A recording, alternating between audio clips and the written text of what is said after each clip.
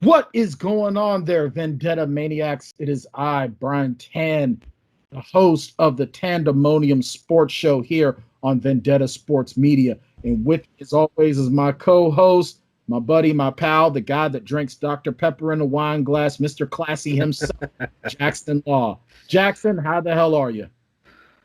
Doing good, man. Got my Dr. Pepper in a wine glass, like you said, and like I said before we started, it was half open. I don't want it to go to waste.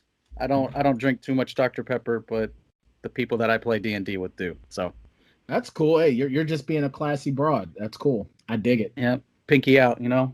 That's right. Man, we've had a relatively interesting weekend of sports. Not so much going on that it's overwhelming, but just enough that it's interesting. Yeah, and before we get any further, Brian, just want to tell this to the listeners or viewers out there. We've got a Patreon now, I was Vendetta gonna bring Sports. that up. Okay, good. I didn't. No, I this is didn't all know. you. I didn't know if you were going to bring it up. No, Okay. no, no. So It's yeah, okay. but we've been talking about it. We've been working on it for over a week now. We finally got it up. The hardest part about it was just trying to figure out the tiers. So there's a couple different tiers. But shoot, I mean, even if you just subscribe for a few bucks, that would appreciate it. We would appreciate it a lot. We got to keep the lights on somehow. And just like I said, every little bit helps right now. Absolutely. And do you have the tiers like readily available, or do you need me to look I it can up? grab them real quickly. All right, It because take me- that's some stuff that we definitely gotta let the people know, don't we? I mean, we gotta give them the what are you gonna get if you're following us on Patreon? What are you getting if you give us a couple of bucks of your time? What is in it for you? I mean, we got some good stuff, and obviously, the higher up you pay. I mean, it's like with anything else. So there's four tiers. The first one is $3. And with $3, you get a nice thank you message. We put your name up. We give you, a nice little shout out. At $6, of course, and with each tier, you basically get the previous tier also, just with some new stuff. For $6 a month, obviously, again, thank you, and then you get to be a part of the Vendetta University Maximum Football Series as a Woo! new recruit. I've got a lot of recruits that have been recruiting in the game, so if you want to help support and keep doing that, but you also want your name in the game and to thank you, then you get that. At $10 a month, you get all of that plus a special thank you at the end. So that maybe, I don't know exactly how we'll do it yet, but if people start getting to the $10 range, then specific thank you. Maybe that's even at the end of the video, me just reading off a list and putting their names up there on the screen. And then after 4 months of being subscribed, you get a free koozie. Woo! Koozie! and then we have the gold VIP membership. This is $50 a month. If you just love us that much, you of course get everything else. After 4 months, you also get a free t-shirt, and then you got a lot of opportunities to hang out with us. There's the possibility that if we could work it out and if they would want to do it, and if we have enough slots available, we do some mock NBA and NFL drafts that are published on the site where you get to be the GM, you get to draft, you can make trades if you want. So there's the opportunity to get invited to that and participate in that and have your name in a published article on our website. There's also the possibility, if there is room and if you're interested in fantasy football, first come, first serve basis, you could get an invite to our personal fantasy football league. Again, if that's something that you want to do, we don't do snake drafts. We do auction drafts. So if you're familiar with auction drafts, comfortable, you can join us, do that. Okay. And then once a month, we will have a Google Hangout where it's basically just us hanging out, like talking like you and I are right now. And I forgot to mention that also at the $10, and you also get access to it at $50, but we will open up a Discord channel for just to talk sports. There's a lot of hanging out. There's a lot that's going to be involved. If you got a favorite writer, if you got a favorite personality on the Vendetta Sports Media Network, you can hang out, you can talk. I mean, there's just so many opportunities to be had if you're able to just reach. I mean, I understand it's the holiday season, so every little bit helps. So just go to patreon.com/Vendetta Sports Media. Once again, that's patreon.com/Vendetta Sports Media. And I'm sure Sophie will have it up somewhere, like nice and big, like over my face or something. Oh, absolutely. Just blocking me out. Yeah, just whatever. Boom, boom, boom. Yeah. And you know what? Especially, your name will get read on the Tanndemonium Sports Show, and you never know. Maybe we'll throw in a little bit of an extra depending on the tier you're on for this show. Well, maybe. Yeah. See. Well, always fit. Yeah. We'll see. I'll talk it over with the bosses. See what I'm allowed to offer, see what I'm allowed to do, and all that. So, once again, Vendetta Sports Media on patreon.com. And make sure you go to vendettasportsmedia.com. Tons of content, articles. Make sure you go to the store. We got merch there as well. Check it out. Matter of fact, if you go to the Vendetta Sports Media page and you buy some swag, take a selfie of yourself with it, and I will give you a shout out here on the Tanndemonium Sports Show. I may even put you real big up on the screen, all nice and pretty. Yeah. You never know. But you got to either tag myself. You have to tag myself and JLaw on Twitter. We'll have that for you. We'll put it on the screen as well. Probably put it in as I'm talking about it. Who knows? Yeah. Either way, we got that stuff out of the way. We ready? Are we going to do this now? Ready. All right. Ready. Let's do it. We're podcast. We're done trying to pay bills. Let's get to the show. So last week, and we're actually and I felt really, really bad that we didn't give enough attention to the World Series. Last week was Game 6 of the World Series, and the LA Dodgers, JLaw, their first World Series victory in over 30 years. You realize I was a little kid the last time the Dodgers won the World Series? I was not born yet when the Dodgers last won the World Series. No, you were not, but I was. And you know what? I was pumped. I was a Dodgers fan back then. I mean, I liked my Steelers, but anytime it came to the world, my Steelers, my Pirates, but anytime it came down to the World Series, I always rooted for the National League team. And I still kind of do that. The only American League teams that I've ever rooted for that I recall were the Chicago White Sox and the Seattle, I almost call them the Seattle Supersonics, the Seattle Mariners. That was it. And that was just because of Frank Thomas and Ken Griffey Jr. respectively. So congratulations to the LA Dodgers. I'm especially pumped for my man Clayton Kershaw. Finally got the monkey off his back. He can now finally take his place among the upper echelon of pitchers. And we actually got a little bit of flack last week after last week's show when you and I gave our starting rotation of all times. Chad Bauman. Oh yeah. Get kind of busted balls a little bit because we didn't pick Roy Halladay because Roy Halladay had no hitters. And that's cool, but sorry, Roy Halladay didn't have anything on Satchel Paige. Roy Halladay had nothing on Satchel Paige, had nothing on Nolan Ryan, nothing on Pedro. Come on, Pedro. I'm not going to take Roy Halladay over Pedro. I'm just not. No, and yeah, everyone that I had on my list, I loved, Bob Gibson, love me some Bobby G. Yeah, I stand by my list. Hey, Roy Halladay was awesome.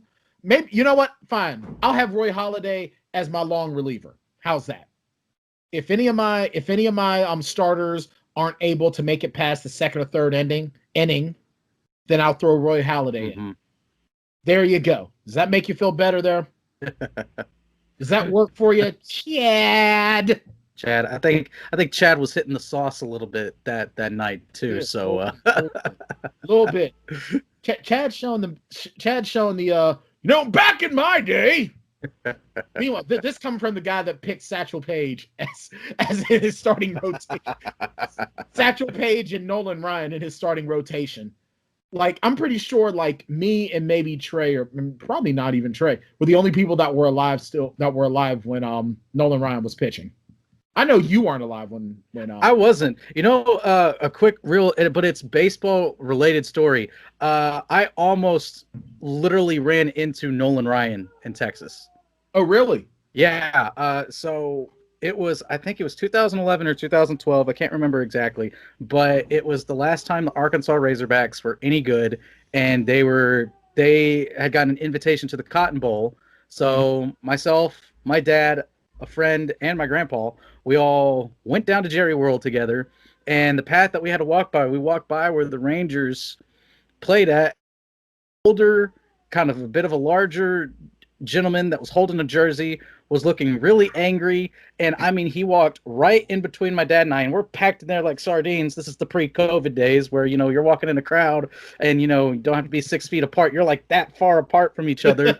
And I mean, he walks right in between the two of us, and I kind of saw him, and I looked around and I looked at my dad, and his eyes are wide open. He's like, "Jackson, do you know who that was?" And I was just like, "Was that Nolan Ryan?" And he's like, "Yes." Oh my God, he bumped into us. He showed a total disregard for our personal space. It was the Express. Yeah. I should have like fallen down and been like, "Oh my God, ow." No, he probably would have put you in a headlock and just started throwing little. Probably started beating the hell out of me. Seriously, he would have pretended you were Robin Ventura. But you know what? The World Series did not come without its controversy. Mm-hmm. And I was actually kind of stoked. And this was from an article written by the boss himself, Trey, talking about how Kevin Cash, the manager of the Tampa Bay Rays, should be exiled to Mars for pulling Blake Snell in Game 6. Now, for those that don't know, Blake Snell was having he wasn't even so much having a hard time. No. But the batters started to move just a little, and Kevin Cash jumped the gun and yanked Blake Snell in the 6th inning, but he was still cruising. He was getting it done, and he had only thrown 74 pitches. And yeah, he pulled him, and you saw Blake Snell was none too happy. He was none too impressed. I wouldn't be either. At least give me a chance to get out of it. And I mean, it's not like even the batters were really moving. It was just what was it? Just like one hit, and then he pulled him out. Yeah. There was guy on first. There was guy on first. He had one out already, and he just pulls him. It's like, yeah, I'd be pissed too. I guess he thought Mookie Betts was due, because Mookie Betts was the next guy up to bat. And but still, yeah, I think it was but hindsight is 20/20, because let's just say he leaves Blake Snell in the game. Now, Blake Snell is a beast. I don't even watch baseball that much anymore, and I know that Blake Snell is a beast. Okay, matter of fact, I know who Blake Snell is because when I did have a PS4 and I would play MLB The Show, Blake Snell was always like one of the top pitching names up there, and I've caught like a game here or there. And I'm like, man, this guy's on intense. But if Kevin Cash leaves him in, and Mookie Betts, I mean, granted, yeah, between the the heart of the Dodgers order were 0 for 6 at that point. But what if Betts just catches one, drills it? Now everyone is looking at Kevin Cash, and they lose 2-0. Kevin Cash is looked at as, why didn't you take him out sooner? But at the same token, baseball is getting to a point where it's all computers now. It's all analytics now. Yeah. Like, I mean, I think this is part of the reason why I don't watch baseball anymore. A guy throws 100 pitches, you take him out of the game. What? Come on.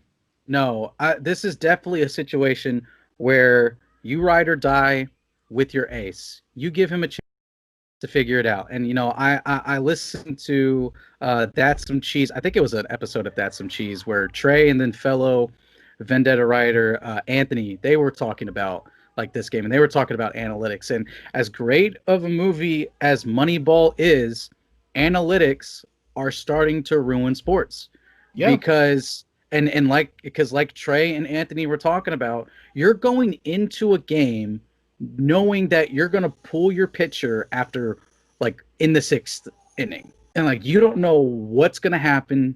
You don't know. You just know percentages, and that's it. But it's for one, it's the freaking World Series.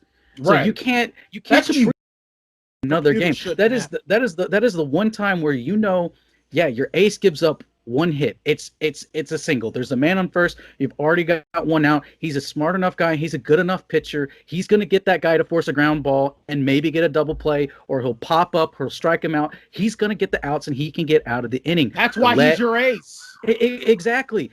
And he doesn't have the reputation that Kershaw had, where he would break down in big games in the sixth inning.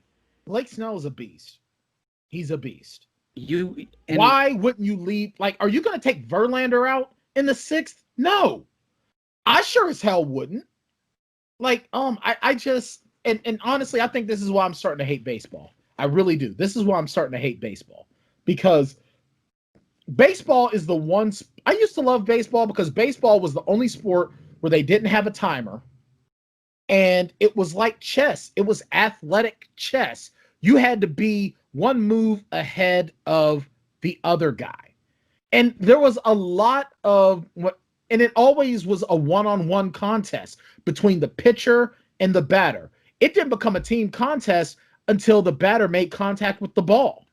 That was it. And that's what made baseball what it was. And then, the managers had to think to get their guys into the right position to be successful. Now it's not like that anymore. And I'll tell you the truth, the days I used to love to see the complete game stat when I would watch baseball highlights on ESPN. I'd love to see that CG. And I always knew how great a pitcher was if he had the more complete games. I love seeing guys that had double-digit complete games. You don't see that anymore. And I'll tell you the truth, if I was Blake Snell, I'd be telling my agent, yo, get me out. Get me out. Send me some.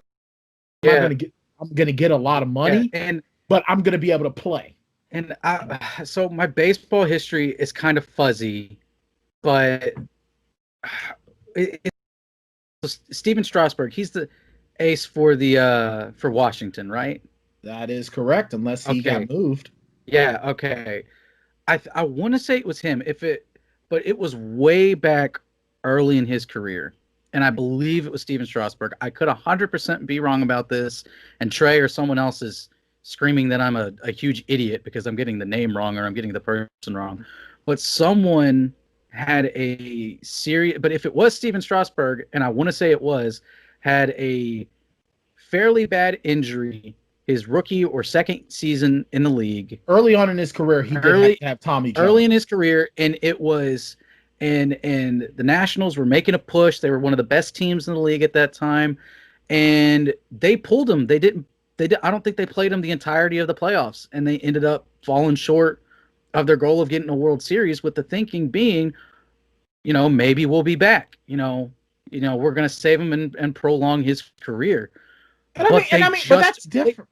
But that's different, though. I mean, like, go make your point. Yeah. So just kind of, I'm kind of rambling, but what I'm saying is that you have to, that a championship is a championship, and when you're in those situations, you can't play analytics. Someone like Strasburg, it's an ifs and buts thing. Maybe they do, maybe they don't win. But it took them so long to get back. What I'm trying to say is that it took Washington so long to get back to this point. Right. It is not guaranteed that the Rays are going to be in this position next season, because next season, if everything works out the way that we hope that it does, then we're going to have a full baseball season next year. Right. There's not going to be a shortened season. There's going to be more time where the Rays can get cold. And there's going to be more opportunities for other teams in the AL to get hot. Mm-hmm. And then they may never get back to this point. Blake Snell may never get back to this point. So you just got to roll with your ace. That's the point I was trying to make. Absolutely. And you know what? But the controversy wasn't just on the side of the Rays. Justin Turner apparently had himself he tested positive for COVID? Yeah, he And tested positive for COVID, but it was like in the middle of the game that it was announced that he tested positive for COVID. So why the hell was he even on the field? I mean, I get now I get it. You're in the World Series. But why? Now that whole damn team could be sick. Yeah, that's different. And he said, he says, and this was a tweet that he put.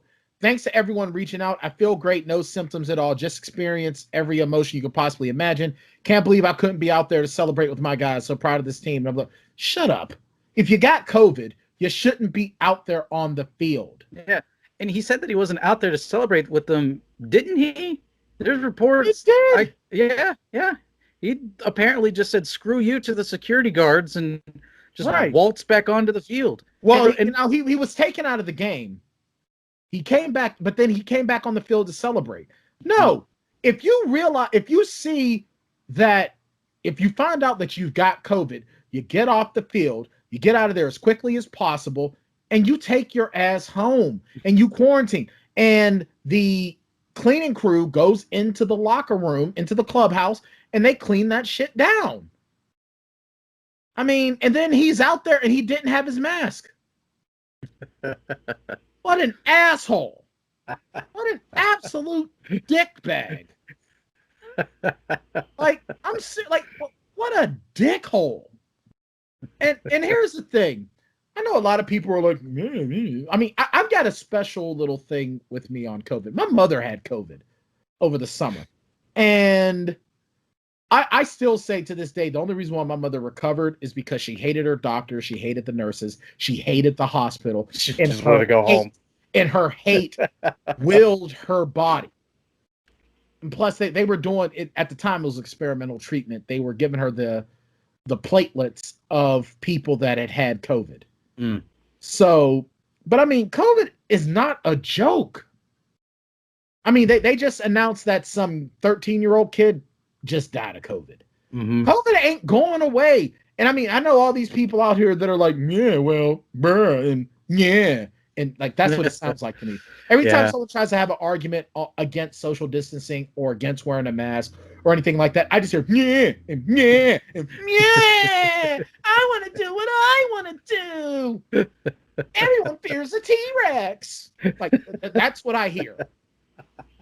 Dude, you take your ginger ass home or wherever your ass is supposed to be and quit getting everyone else exposed. Because I'll tell you something right now. One of these guys gets it, takes it home to his kids get it, and now his kid has respiratory issues the rest of their life, heart issues the rest of their life, whatever issues the rest of their life, because I'm going to go out on the field and celebrate with my team. Man, you better take your ass home, enjoy your signing bonus, and they can mail your damn ring in the mail. Dick. And you know what? That was beautiful. And shave that goddamn beard while you're at it. You look like you need to be pushing a damn shopping cart down on Hollywood Boulevard, talking to buildings and wearing women's shoes. Prick.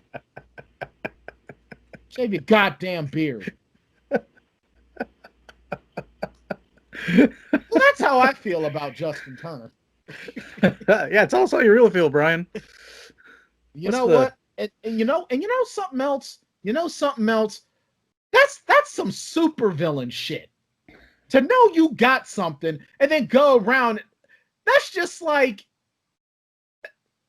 oh, stop, Brian, because you're about to say something you shouldn't say. Should we move on? Should we move on to the other topic that has pissed you off? Yeah, fuck Justin Tucker. Anywho, so it's a good thing we saved that for about 5-10 minutes and 20 minutes into the show. Otherwise, we couldn't get that on YouTube. Oops. All right, so and this next story is actually going to lead into some of our NFL talk, but another member of the Vendetta team, Brayden, recently, as of yesterday, 24 hours ago, did his midseason NFL Rookie of the Year race for 2020. So he's sitting here and he's talking about Joe Burrow. One player's been having a good season so far. Joe Burrow, thrown for 2,200 yards, almost 23, close to 2,300 yards, 11 touchdowns, 67% of his passes. Yeah, he is playing like a first overall pick. Absolutely. So is Justin Herbert, also doing a great job. So obviously you want to rookie quarterbacks. Then he goes to talking about NFL Rookie of the Year non-quarterback race. And we're talking about Clyde Edwards-Helaire, CeeDee Lamb, and see, who else does he bring up? Then he talks about NFL midseason Rookie of the Year worth mentioning, talking about Jerry Jeudy, Laviska Shenault, Justin Jefferson, DeAndre Swift, Jalen Reagor, Brandon Ayuk, Michael Pittman Jr., and then he, mentions Tua. Then who will win the Rookie of the Year? And he's either Joe Burrow, Herbert, or Edwards-Helaire. Why in the hell did you not mention Chase Claypool? How do you not mention Mapletron? Brayden, the hell is wrong with you, dog? Seriously? Chase Claypool. Oh yeah, he's only torched. Only game he didn't have a huge impact in was the Titans game. That was it. Every other game, he has had a major freaking impact. He tiptoed all over the damn Giants. He basically, every team he's gone up, every team the Steelers have played this year, he has been one among the major contributing factors on the offense. So how in the red, white, and blue hell do you not even mention Chase Claypool in Rookie of the Year honors? How the hell? Huh? Man, usually I'm the one that comes into this show really angry. You're the angry guy today. I am hot. I am hot right now. I agree with you. Sorry, the freaking ESPN app, they keep playing ads in my ear. God, screw you, ESPN. But no, Chase Claypool, Mapletron, like you said, just outside of the one game, he's been a key target, and even in this last game against the Ravens, like he didn't have necessarily too many catches, but still 42 yards and a touchdown receiving. Right. Like that's a good solid day. The only other person that caught a touchdown that day was Eric Ebron. Right. And I mean, that's a key part of your offense, especially when Roethlisberger's not throwing as many touchdowns and as well as he had a decent game, but not as like yardage wise, stat wise. Ben isn't having like a classic Ben season. If anything, this is more like a Peyton in his last year with the Ben did not have a good game this past week, and we're going to talk about that. Yeah, he hasn't had he's had some good games. He's had some decent games. He's had a few okay games. Yeah, but he has like his better games this year were classic Ben's like okay games. But still, Chase Claypool is a key part of that offense. The fact that his regular season stats, he has 20. Go ahead. Chase Claypool had people forgetting about Juju Smith-Schuster. Mm-hmm. People were starting to say Juju who because of Mapletron. Sorry, go ahead. You got stats, please. Right now, so far up to this point in the season, right now he's got 23 receptions, 375 yards. It's averaging 16.3 yards a catch and 5 touchdowns. And you also have to remember that out of the 7 games, he's really only kind of grown up in about maybe 4 or 5 of them where he's been like a key part of the offense. It wasn't until week 2, until even in week 1 he was getting getting something, but we didn't know what he was going to be. We didn't know if it was going to be consistent. Now we know that he's keeping it consistent. Right, he is consistently someone you've got to watch out for, and the Steelers are slowly but surely starting to have one of the better wide receiving cores in the NFL. They're not on the same path as, say, the Buccaneers, but God, are they close. There's so much young talent on this team. It's not even funny. And it's like, but like I said a few minutes ago, for the few games of this season, people were saying Juju who? And Juju Smith-Schuster is a beast. Nah, Brayden, you dropped the ball, buddy. You dropped the ball. Okay? Boo! Boo! Booing you. Time you try to write up a Rookie of the Year race or something, you better put Chase Claypool's name in there. That's all I'm saying. Don't come out with any of that BS nonsense. He's definitely one of the bright spots of an all around really good rookie receiving class. Exactly. And he's a big part of the reason why the Steelers right now are the sole undefeated team in the NFL today. And we said last week that this game was going to determine if the Steelers were winners or pretenders. And you know what? The Pittsburgh Steelers, my Pittsburgh Steelers, went into Baltimore, played a crap game, had a horrible first half, and still figured out a way to come out with a 28-24 victory. Because that's what championship teams do. When they're not on their best, they still find ways to win. And that's what the Steelers did. Opening drive, Spillane picks off Lamar Jackson, pick 6.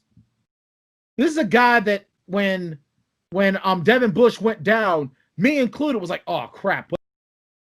Trade for Avery Williamson. Get him in here now. I'm like, no, Matt Spillane's got this. Who the hell is Matt Spillane? Matt Spillane's the guy who picked off the supposed anointed one of the new young quarterbacks and took him to the house. That's who Matt Spillane is. And come on. Do you know what Lamar's QBR for this game was against a real NFL team? Dookie. 12.5. Yeah, man. Lamar Jackson is a dynamic player. He absolutely is a dynamic player.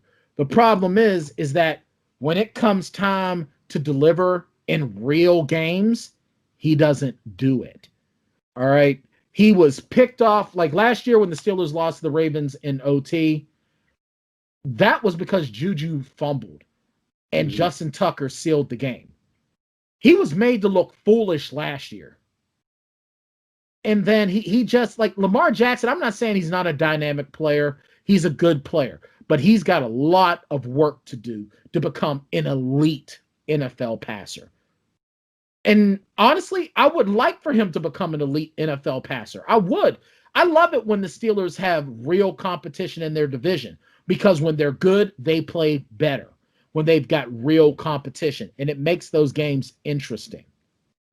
Well, I mean, they went up against what I would consider still good competition, regardless of what side of the fence you lay on with Lamar. You know, if you talk to Trey about it, Trey says that he would rather be losing. His comparison that he's been using is that the Ravens, they're like Oklahoma, where they'll beat up on the teams they're supposed to beat up, but then when it gets to showtime, you know, when they're with the big boys, then they can't show up. And that's exactly what Oklahoma's been for a while now. And that's what Lamar Jackson with the Baltimore Ravens is. They are a great regular season team. Colin Cowherd had them going 16-0. Colin Cowherd's in. More on him later. Yeah. But had this team going 16-0, and they've already got 2 losses. Again, although I would say to a superior Steelers team. But and I thought that Pittsburgh was in trouble in that first half because, like you said, they didn't play a good first half. And the Steelers are a team that need to jump out on a team early, like they did with the Titans, so that way they can hold off an eventual run by the opposing team. I wasn't sure how this offense, I wasn't super confident until going into this game that they could come down and then come back up and win. And come back. I thought they had to keep it close, or like it be tied, or if they're down, it's only like a field goal margin, or better yet, just go into half with a lead and then make some adjustments. And, you know, I was questionable about Mike Tomlin's making adjustments especially after a couple games this year. But he went in, made halftime adjustments. Lamar Jackson and this team, they are built to win games when they have leads, and they had a lead, and somehow the Steelers broke through that. And when they broke through that, then this team falls apart. Right. And it started with Lamar. It started with Lamar. He's a quick guy, but he's a smaller guy. He doesn't hold on to the football well when he runs it. They took advantage of that. That's just good coaching. That's good defensive coaching on tackling. And then it's also just good positioning for the 2 interceptions. It's good positioning. That's again good coaching. Oh man, Steelers Hightower got up there for that. Did you see that? Yes. Pick? Yeah. Hightower got up. He got high. Lived up to his name. He really did. Yeah. And I'll tell you the truth, man. I'm going to give a shout out right now to Isaiah Buggs, the young defensive end. You know, I was worried when Cam Hayward went down. I was worried when not Cam Hayward. Tyson Alualu went down. Tyson Alualu, now here in Pittsburgh, we hear that name a lot. The guy can play. And when he went down, it's like, oh, crap. Now what? And Isaiah Buggs is the one that got that stop on Lamar Jackson. That 4th down stop. That was Isaiah Buggs. And I'll tell you, if Isaiah Buggs does not make that stop, the game is over. The Steelers lose that game. Yeah. That was a game-winning stop. And I think you're absolutely right. I think Lamar Jackson, he's one of those guys who is so fast, you can't catch him. But as soon as you are able to catch him, that's it. That's all she wrote. He's going down. You know, do I think that the Steelers are going to be in trouble Thanksgiving? Yes. Mm-hmm. Because Baltimore's going to be coming into Pittsburgh, and they're going to be looking to fight. And the Steelers are going to have to be ready to bring it. And they're going to have to play better.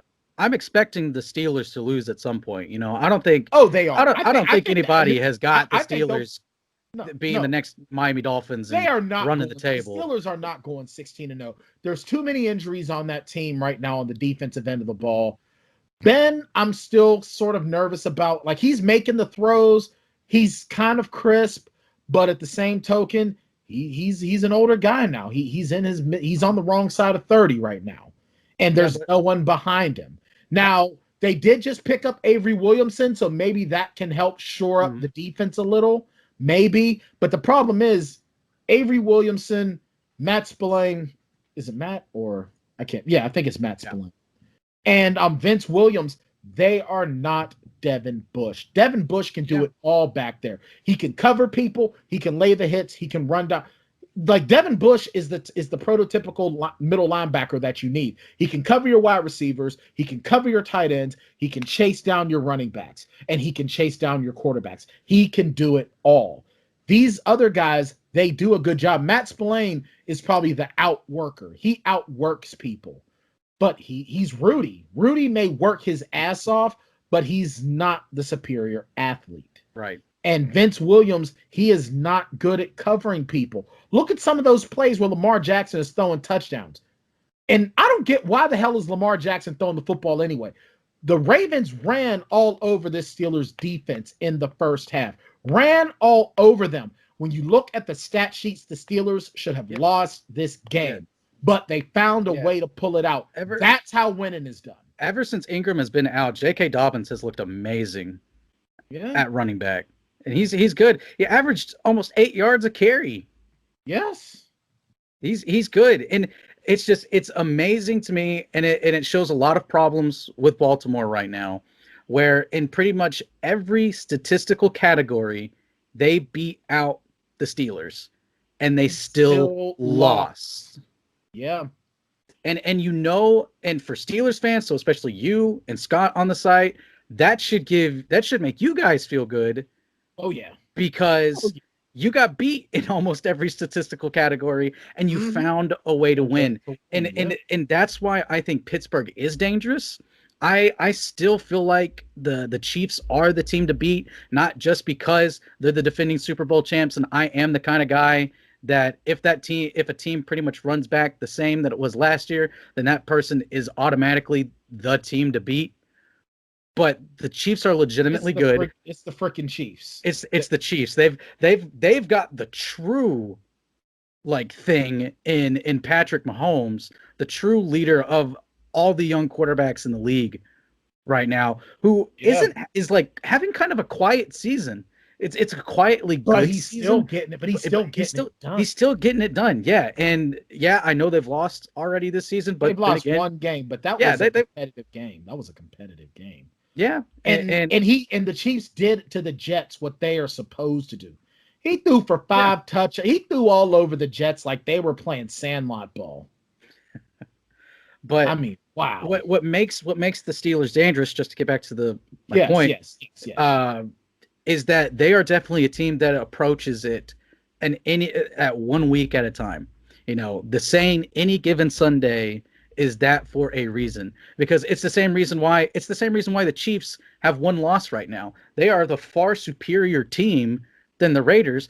The Raiders just played a really good game that day. Yes, they did. And they had a good game plan. They went out there and they executed it. And things just went their way. That happens in football. That happens in every sport, but football's different because you just need that one win. You just need that one bounce. You need when the kicker kicks a field goal, you just need the wind to blow a little to the left then. Just right. And that's the difference between it squeaking in or bouncing off the goalpost and you win the game. Mm-hmm. You're absolutely right. It's amazing the factors that go into this game and the teams, because that's how the Patriots have been so successful in the latter parts of Brady's career, is because they just found ways to win. And the Steelers are right now this season the team that is finding ways to win. Absolutely. And hats off to them. And now they're going into Dallas playing against a third string quarterback. But I'll tell you the truth, man. Nothing is a given. Nothing is a given. It's not. They're going to get punched in the mouth. And I think that's going to be the true test. When they get punched in the mouth, how are they going to bounce back the next week? Right. Well, I think this game they got punched in the mouth a bit and they kept punching. So let's see how they do this time around, because the Cowboys got pride to play for at this point. Mm-hmm. And of course, and as I alluded to, the Steelers made a trade Sunday evening. They made the trade with the Jets to get Avery Williamson. Avery Williamson's a name that we've been wanting here in Pittsburgh since Ryan Shazier went down. Mm-hmm. And we didn't get a chance to get him, but we got him now. Did you see the picture he put out on his Instagram? Beautiful picture. I loved it. That was so great. But there was also another very, very interesting development this weekend. It was Tua time. That's it. And I'll tell you the truth right now. I'm going to butcher his name, but I'm going to try it again. Tua Tagovailoa. Tua Tagovailoa. Tua Tagovailoa. And now you and I and everyone were like, really? You're going to put him out there against Aaron Donald and the Rams? First possession. Welcome to the league, Rook. Yeah. Hey, welcome. And you know what? He even said at the end of the game, hey, I'm glad that happened. Yeah. I was worried will that hip be able to take those hits? And you know what? Tua answered those questions. Yeah. Tua said, yeah, I can take what you dishing out. And and Chris, I didn't know about this, and shout out to Chris Berman for bringing it up on NFL Primetime. Realize Tua is the first left-handed starting quarterback that we've had in the last few years. Like, it's been a few years since we've had a lefty QB. Who would be the last one? Oh, crap. Was there one after Leinart? Yeah. Let me see. Left-handed starting quarterback in the NFL. Matt Leinert's the only name that pops up. I guess Michael Vick, but no. It's been after Vick's last. Let me see. All right, first left-handed quarterback to start in the NFL in 5 years, and it looks like. Come on, just give me the effing name. All right, so they're telling me all this stuff, but they're not saying who it was. All right, there we are. Tua is the first lefty to start an NFL game in 5 years. Now, they're saying that Tim Tebow is the last left-handed quarterback to win a playoff game. Tim Tebow, okay. Was the last lefty to play. To win on. You see, Kellen Moore. Kellen Moore was the last lefty to play in an NFL game, and that was in the 2015 season. Okay. So Tua's the first lefty quarterback to start a game since him. Interesting. Yeah. So I mean, I think that's pretty cool. And hey, he did not, he didn't light up the stat sheets. Yeah, and I've been like hearing a lot about stuff like his QBR wasn't that great. And people are talking about how worried they are, and like freaking Colin Cowherd. So just to go at Cowherd, he's our favorite punching bag on here. This is a guy that ever since not just the Alabama days, but like early Alabama days, like when they were winning national titles with Tua, when he's coming in for Jalen Hurts and throwing bombs in the national title game. He like Colin Cowherd has been the guy that's preaching he's the next like big thing. Left-handed Drew Brees, basically.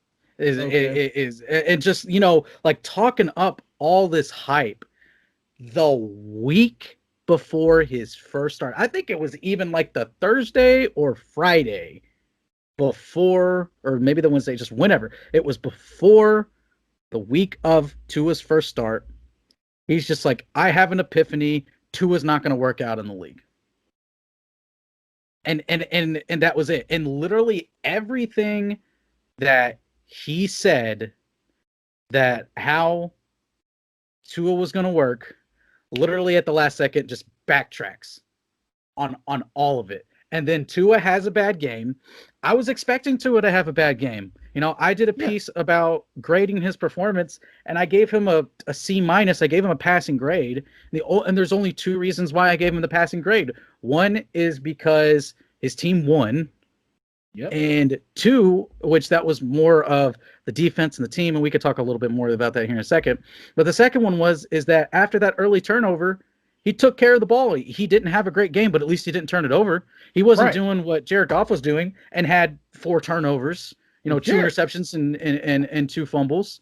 He didn't, let Jakeem Grant, Jakeem Grant, obviously helping him, but Jared Goff, he didn't do what Jared Goff did, fumble the ball and they run it back for a touchdown. Right. He took care of the ball after that. He didn't have to play well.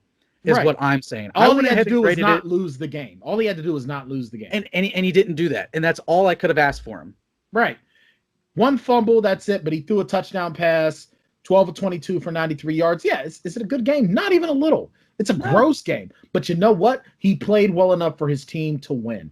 And that's what you want. And despite how you may feel about the Rams, like the offense with Jared Goff as quarterback, they have a great defense, especially a really good pass rush. Absolutely. And he stood in there against that pass rush, and he got the job. As against as I wasn't, like everyone was scratching their head. It's like, why are you starting this rookie quarterback? Why is his first start against Aaron Darnold and that pass rush? And he took that first hit, but that's the only time he got sacked that day. Yeah. I just watching some of the throws, I can tell the nerves were getting to him. He was getting the ball out really fast, but just the timing wasn't there with the starters. But it will be. But it will be. They got the Cardinals coming in next. They'll be a pretty tough challenge, but that's good. That's going to be a good game. It will be. That's going to be a very good game. It'll be a very good game. But then after that, they've got the Chargers, the Broncos, the Jets, and the Bengals. I think the Jets is when he's going to really show out. He's going to show out for the Jets. I think. And I think he can against the Chargers and the Broncos too. But the Jets definitely. The Jets they'll whoop their ass. It doesn't matter who's at quarterback. I'm pretty sure we can get your kid in there to throw some touchdown passes against them. The Dolphins. We beat them 28-0 with Ryan Fitzpatrick. I think we'll be okay with Tua. You want to talk about the Jets for a second? Kansas City 35-9 on the Jets. And Le'Veon Bell got to get some runs in. It was actually Booger McFarland even made a comment. He said, he's looking like he's playing for Pittsburgh again. Because he's with a team and a coach that actually wants him. Yeah. And will, even though there's 100 different weapons on this team, will, get utilized. He didn't have a great game. He averaged a yard a carry, but that's terrible. But they've got Patrick Mahomes. Yeah, exactly. So the oh man. Now here's what I wanted to talk to you about a little bit before we move on to a couple of other things and we start doing our picks for next week. How do the Buccaneers only beat the Giants by 2? Is that a testament to the Giants defense starting to wake up? Or I don't know, could there be something going on with that with Tampa Bay somewhere? I think, and I don't think Tampa Bay, I don't think they're legit contenders. I think they're essentially the Baltimore Ravens of the NFC. Like how I said today that the Raiders were the Lions of the AFC. Sorry, Alex. But I like, they'll find ways to win. It's Tom Brady. He's going to find ways to win. But I feel like everything's got to go perfectly from them because they're a picked up penalty away from possibly losing that game. They were getting outplayed for most of that game. And this is against one of the worst teams in the league. And I know that we say, every given Sunday, but there's a difference between a bad team and just a god awful team. Yeah, the Buccaneers should have won that. The Buccaneers should have won that 42-0. You can't let Daniel Jones do Daniel Jones things where he is playing awful and making stupid mistakes and stupid throws. You can't let him keep it close. He was walking almost hand in hand throwing the football with Tom Brady that how game. Does that? And this is supposed to be a good Buccaneers defense. Right. You're absolutely right. I'll tell you the truth. I seriously think that even with Antonio Brown coming in, I think was it next week, I definitely think that the Tampa Bay is going to have to tighten things up a little bit if they want to be taken seriously in the NFL. That's just my thought. If they want to be more than just fluff, they're a discount poor man's Kansas City Chiefs. Damn. They got all the weapons. They got names that you can easily recognize. If you pay any attention whatsoever to the NFL, you'll recognize a lot of names on the Chiefs. You'll recognize a lot of names on the Buccaneers. But those two aren't going to meet in the Super Bowl, and I'll bet any amount of money that Kansas City is the one that's in the Super Bowl. So Kansas City's your pick for the AFC representative of the Super Bowl? Hearing it here first? I think I'm going to go with them, but I will also say will not be surprised if the Steelers. I think it'll be Steelers and Chiefs in the AFC title game, and I'm just going to sit back and enjoy one hell of a football game then. Same here. I'd love to see Patrick Mahomes going up against that Steelers defense. I just wish that Devin Bush was going to be there for it. So, How about the Bills and the Patriots? Bills last week had to beat the Jets via field goals. This week, 24-21, and that end game strip sack on Cam Newton. Now, I'm not ready to throw in the towel on Cam Newton yet. 15-25, 174 yards, no touchdowns, no picks, 9 carries, 54 yards. He was still involved in the game. And Damian Harris, 16 carries, 102 yards. So the Patriots were the fight was going, but I'm calling it right now. The Patriots dynasty is officially over. It's done. That fumble was the perfect analogy to what's happened to the Patriots. Especially like this season, like looking real good. Cam was on fire early on, and then that just boom, it's done. All apart. And I don't think, because it's one thing, like when I think about sports dynasties in my time and how they've ended, it's like, the Warriors dynasty technically ended because KD left, and then Steph and Clay got hurt. So, they were just a bad team this year because obviously they're superstars and their MVP. Two MVPs were gone. One left and one was hurt for most of the year. But hell, this KD team was hurt all year too. Yeah. Anyway. Yeah, he was hurt anyway, and then Clay was hurt all season, And I'm just trying to think there, and then it's like when LeBron James leaves Cleveland and Cleveland's bad, and it's like that wasn't a dynasty. They won one title, so that's not really a dynasty. No, I look at dynasties as teams that they're in the hunt multiple years. They dominate their divisions. They're always in the hunt for a championship. Yeah. Well, I for me, like a dynasty is like at least 3 championships in a 4 or 5 year period. Okay. I mean, like you're dominant. You're dominant to the point, and it's like 2 is like a really good run. Like I wouldn't even consider the LeBron's tenure with the Heat as a dynasty because you only got 2 rings. Like right. that's not a dynasty. Not 1, not 2, not 3, not 4. Yeah, exactly. Not 5. But the Patriots, it's similar. The analogy that I have for it, it's almost like what's happening with the Spurs, where all the great players are gone. We're talking 20 years of dominance. Yeah, and I would say that the Patriots were what the Patriots were to the NFL with the Boston Celtics of the 80s, 70s, and 80s. Yeah, were to the NBA. Mm-hmm. But just specifically in my lifetime. Speaking, in your lifetime, then yeah, we'll definitely go with the Spurs because I think the Spurs were probably the last main dynasty of the NBA. Because I mean, yes, sure, Golden State got what 2? They had 1, lost 1, and then they got 2. They got 3 and 4 years. So that's technically but it's like.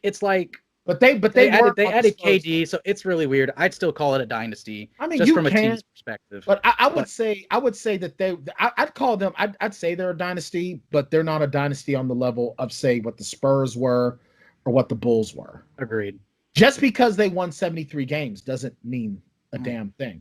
This isn't the same NBA. Yeah. Like I don't see if just to sort of adjust the narrative a bit, then we'll jump back to the Patriots. I don't see those dominant, like that 73 win team playing in, say, the mid to late 80s into the 90s. I don't see that. I don't see that game faring well. But that's just me. But you're right. The Patriots lose Gronk, once Brady was gone, it's over. Yeah, and what makes it worse is that it's not like a sudden decline. Like you wake up the next morning and it's done. It's not like with the Bulls, they win that, their 6th championship, their 3rd three-peat, and then that next season they blow it up and it's done. It's like, that sucks to see. This was a gradual decline, right? That you even see with game Brady by on the game. Team, they were leaving. They weren't making it. Yeah. And so, but now definitely, even with Cam, you just slowly starting to see the wheels fall off. And that fumble was the wheel falling off. I think that was the hammer nail coffin for their season. It's over. And unless Cam is able to turn it around, then I don't know what direction that they go with next year. I don't see the Patriots winning 9 straight. I don't see that. I think especially with how well the Bills are playing, and if the Dolphins, do succeed and Tua gets to at least like the level that Burrow and Herbert are playing at right now. This is my prediction for the NFC East. Bills number 1, Dolphins number 2, Patriots number 3, Jets in the basement. Period. And I don't see, honestly, and I'm only giving Belichick another 2 or 3 years before he's gone. Because the thing is, Belichick's game works really well when they're winning. When they're not winning, his attitude is not going to fly. You cannot be that standoffish when you're not winning. You can't have your dog sitting at your computer drafting for you on draft night during COVID. Exactly. Exactly. So that's the way I look at it. One of the other games that I kind of want to talk about was, now, I don't know, do you want to talk about what happened in the New Orleans-Chicago game, or do you want to just leave that go? It's up to you. If you want to say something about it real quick, you can say something about it.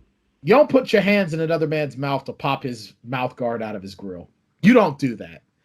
I think you deserve to get punched in the face. Like he tried to steal his chain first, and then popped him in the mouth when he didn't get the chain. Yeah, see that was stupid. You don't do that. What you do if you really want to get back at a guy, you beat him on the scoreboard. Beat him on the scoreboard. Yeah, burn him out there on the field. Leave him in the dust. Yeah, embarrass him. Yeah, get a catch, and when he's coming at you, stiff arm the shit out of him. So you know what? The Bears are imploding before our eyes. That team's going nowhere. We are who they thought they were. Yeah, that's why we took the damn field. I mean, we're gonna keep saying that joke for the entire season about them and the Browns. They are who we thought they were. Yeah, and I mean, you look at the Browns falling to the Raiders 16-6, and but I'll tell you the truth. I will say this about Baker Mayfield. I think he's better without Odell Beckham. He doesn't have someone giving him a hard time to throw him the ball. So, okay. Shout out to Joe Burrow getting a good win against Tennessee Titans. That's a big Titans. Win. Yeah. That was a huge win. And I actually cannot wait. The Steelers play them. They're going into a bye week. The Steelers play them, after their bye week. So that's going to be interesting. And shout out to the Seattle Seahawks getting it done, bouncing back after a loss, putting it down on the San Francisco 49ers. And Jimmy Garoppolo's out for a couple of weeks. So yeah, there goes my theory about all of the NFC West getting to the playoffs, but I figured that wasn't going to happen anyway. And the 49ers were the odd guys out. It's those other three teams. They'll probably make the playoffs. Absolutely. Hey, at least you tried. Yeah. Although I did see a report today, I didn't actually read. I just saw the headline where if like COVID troubles continue, then they're thinking about a 16-team playoff in one central location. I don't know the logistics of that. I don't know how that would work, and I don't know if I'd like that. Me neither. Football is one of those. See, you can do that with the NBA.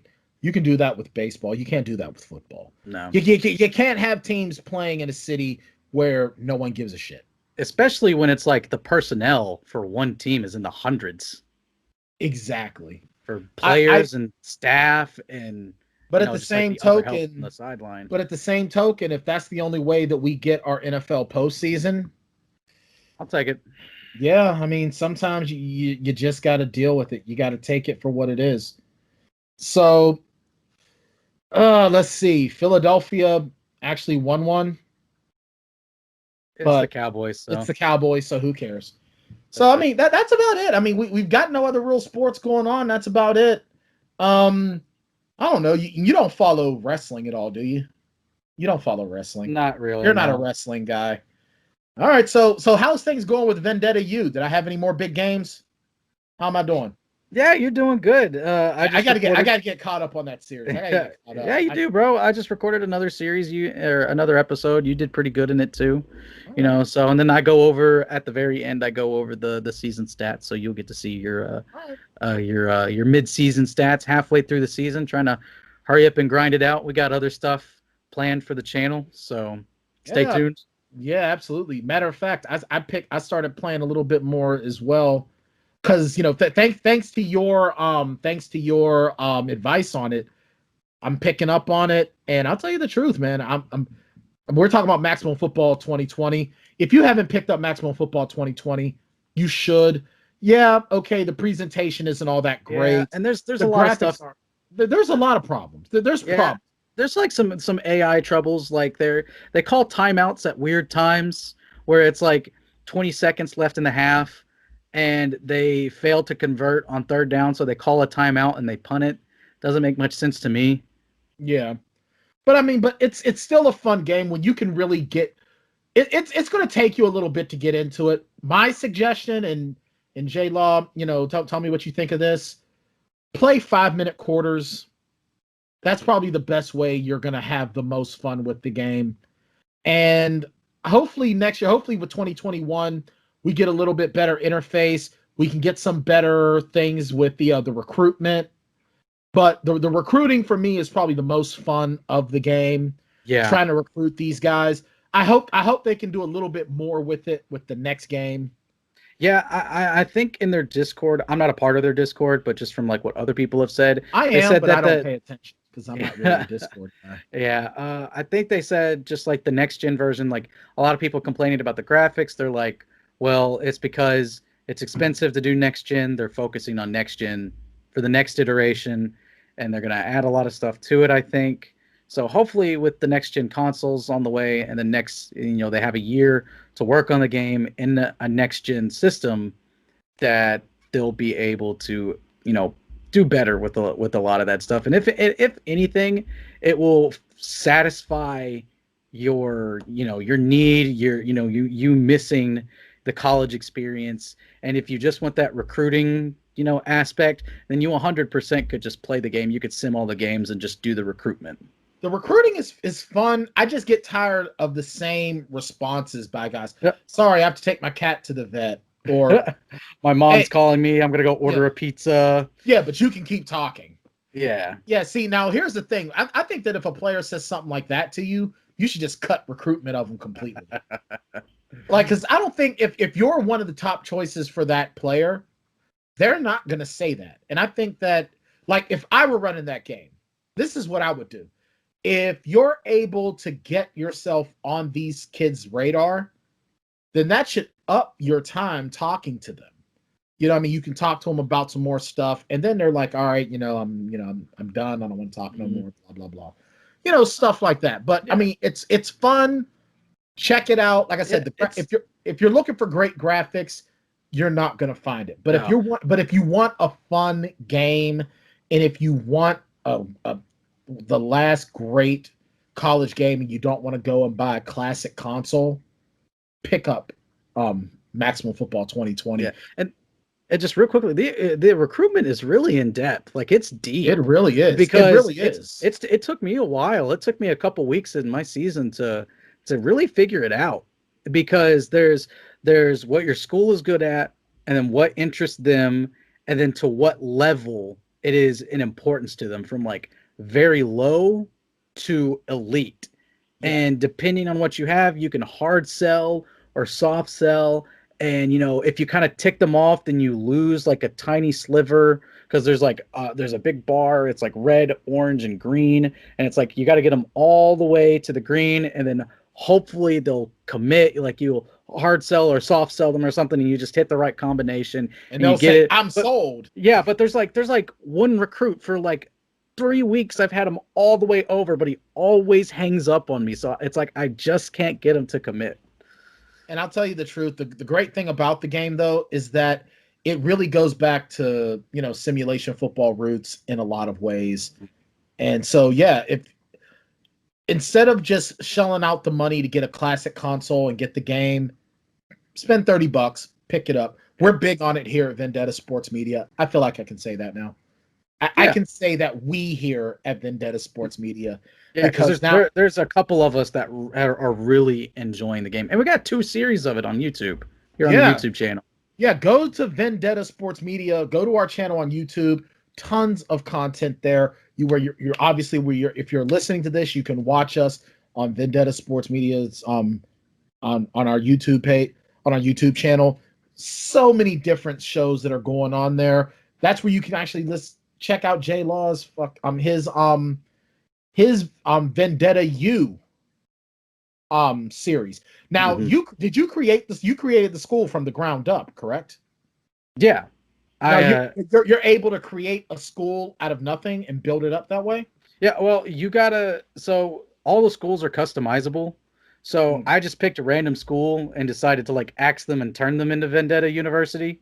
Gotcha. But I created the logo. I'm terrible artist. I'm terrible with the editor that's in the game. But the coolest part to me, aside from the recruiting, is recreating the teams. Or if there's a design, if you can get really creative with it. I've seen people making NFL teams. Someone recreated the Steelers logo for one of the helmets. I've seen people do some cool stuff with it. See, I suck at it. I got the team that's Pitt, but I wanted to use a Panther logo. I couldn't figure out how to make the Pitt decal. So I just got a Panther, but the Panther is black and purple. So I changed the uniforms to black and purple. And it's Yeah, I guess I'll stick with that because I just wanted to play the game. I didn't know how to get that rabbit hole. Yeah, and see, we played Pitt in an episode, and there wasn't anything good either. And they really need to have it where cursive is in the game, like a cursive font, but it's not. So it literally just in regular font, it just says Pitt on their helmets, and it says Pitt on their field. I'm like, that's Pittsburgh. Whatever. Use your imagination. That's Pittsburgh. This is that's kind of what I do. This is like the last iteration of Pittsburgh we're gonna have for a long time, unfortunately. Pretty much, yeah. So yeah, make sure we're as you guys can tell, we're starting to wrap up now. So please go to Vendetta Sports Media. Check out our Patreon, patreon.com/Vendetta Sports Media. Check out our YouTube channel, Vendetta Sports Media. Or here's an idea. Just right off the top of my head, just go to our website. I mean, hey, why not? Check us out. I mean, yeah, that's where a lot of our talking points came from today. A bunch of articles that just came out in the past few days. We hit on them a little bit, or just outright, obliterating. Obliterating. Yeah. Yeah. But that's what we're about. VendettaSportsMedia.com. It's like our branding is all the same everywhere. VendettaSportsMedia.com. Check us out. Find us on Twitter. Find us all over the place. Yeah. We're Facebook, Instagram. Mm-hmm. Check us out. And if you like this wherever you're listening to us, like, share, subscribe. Let your friends know. If you're sporties, let us know. And as a matter of fact, if there's anything that maybe you want us to talk about, is there something that you want us to talk about? Maybe we'll start doing a grab bag. Let us know what you want to hear us talk about. Is there something in particular you want us to talk about? And make sure you especially get in on our Patreon if you want to start getting into this, because Vendetta Sports Media is expanding. We are growing. We're taking off. The views for October, man. Trey and JLaw are becoming mad scientists. They are sitting in the basement concocting more and more ways to build this brand. So get in on us now so you can say, I was listening to those guys before you even knew who they were. Yeah, Shane. Listen to him, Shane. Anything else you want to throw in there, JLaw? I think that's it, man. I think we've covered everything. It's a slow time in sports right now. Yeah. Which is weird to say because, it was a very slow time for sports for the longest time. Yeah. But it's just the NFL and college going on. NFL, college, and I think at some point what I'm going to do, I'm definitely want to look up some of the fight stuff that's coming up as well. Go from there. We'll talk some gaming stuff. Matter of fact, next week we're going to talk NFL. We're going to talk. Actually, we'll start talking some more gaming because JLaw and I are both gamers in our own right. Did you hear? Now, have you ever played? There you go. Have you've played Friday the 13th, the video game? Yeah. Yeah, I've played it before. Yeah, they're getting ready to shut down those dedicated servers. Gone once that last patch is coming out. That's it. It's over. So we'll talk about that a little bit. We'll talk some more about where he's getting the axe. Yeah. Well, you know what, man? You got to blame the film companies, man. The guys lost the rights. But we'll also talk a little bit more about, because we're coming up now in about 9 days. The new generation of the next gen consoles are going to be coming out. We're going to talk about that some next week as well. What's that going to be? What's that going to mean to sports gaming? What's that going to mean to sports in general? Because you're seeing how these athletes are paying attention to their ratings on these sports games. So how are these new gen consoles going to affect sports? We're going to talk about that as well. And now I'm going to need JLaw to hold me to that, because now I'm saying it. Yeah. So I'll hold you to it. All right. I'll get it written down. All right. So it's, I'll tell you the truth. What we got to do, we got to get a producer. We got to get a producer for this show. That'd be nice. Yeah. Go subscribe to that Patreon so we can get a producer for the show. That'd be pretty fantastic. Or you know what? Maybe we'll grab Trey's here and just say, hey, see if you can get us a intern to be a producer. Yeah. All right, guys. Yes. Yeah, I mean, we'll figure it out. We're expanding. So yeah, once again, go to Patreon, patreon.com, Vendetta Sports Media, vendettasportsmedia.com, Vendetta Sports Media on YouTube, Vendetta Sports Media everywhere. Just put it in somewhere. You're gonna find us. This is the Tanndemonium Sports Show. He's Jackson Law. I'm Bryan Tann. Have a good week.